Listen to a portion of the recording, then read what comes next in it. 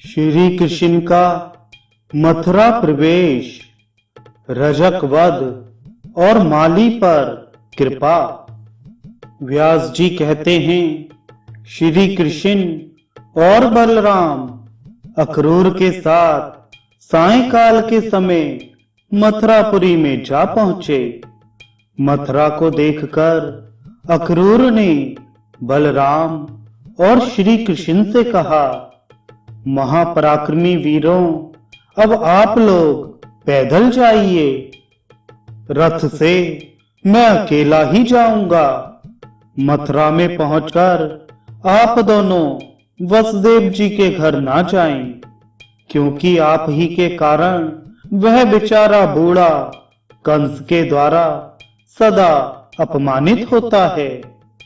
यूं कहकर अक्रूर मथुरापुरी में चले गए।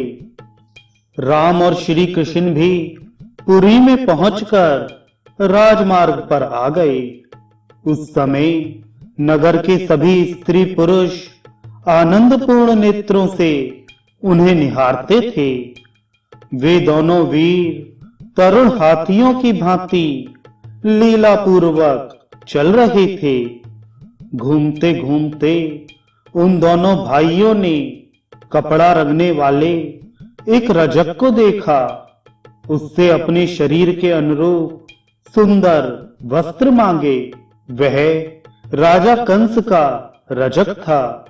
राजा की कृपा पाकर उसका अहंकार बहुत बढ़ गया था। उसने बलराम और श्री कृष्ण के प्रति ललकार कर अनेक आक्षेपयुक्त कटुवचन कहे। उस दुरात्मा रजक का वर्ताव देख श्री कृष्ण कुपित हो उठे। उन्होंने थप्पड़ से मारकर उस रजक का मस्तक पृथ्वी पर गिरा दिया। उसे मारकर राम और कृष्ण ने उसके सारे वस्त्र छीन लिए और अपनी रुचि के अनुसार पीले एवं नीले वस्त्र धारण करके वे बड़ी प्रसन्नता के साथ माली के घर गए। उन्हें देखते ही माली के नेत्र आनंद से खिल उठे। वह अत्यंत विस्मित होकर मन ही मन सोचने लगा, ये दोनों किसके पुत्र हैं, कहां से आए हैं। एक के अंग पर पीतांबर शोभा पाता है तो दूसरे के शरीर पर नीलांबर। दोनों ही अत्यंत मनोहर दिखाई देते हैं।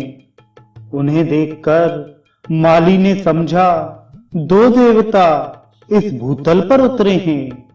उन दोनों भाइयों के मुख कमल प्रफुल्लित दिखाई देते थे।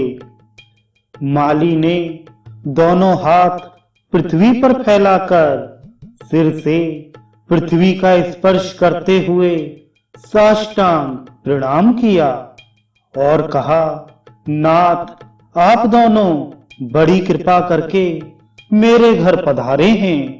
मैं धन्य हो गया। अब पुष्पों से आप दोनों की पूजा करूंगा। यूं कहकर उसने रुचि के अनुसार फूल भेंट किए। ये सुंदर हैं, ये मनोहर हैं।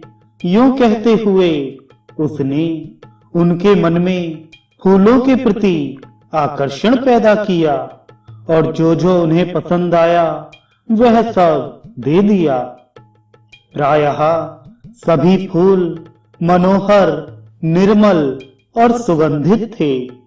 श्री कृष्ण ने भी प्रसन्न होकर माली को वर दिया, भद्र, मेरे अधीन रहने वाली लक्ष्मी तेरा कभी त्याग न करेगी।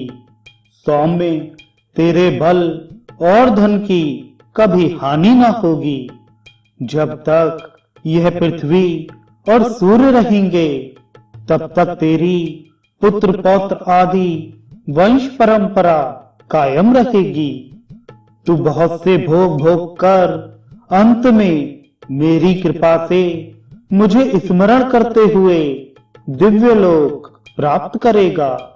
भद्र, तेरा मन हर समय धर्म में लगा रहेगा। यूं कहकर बलराम सहित श्री कृष्ण माली द्वारा पूजित हो उसके घर से चले आए।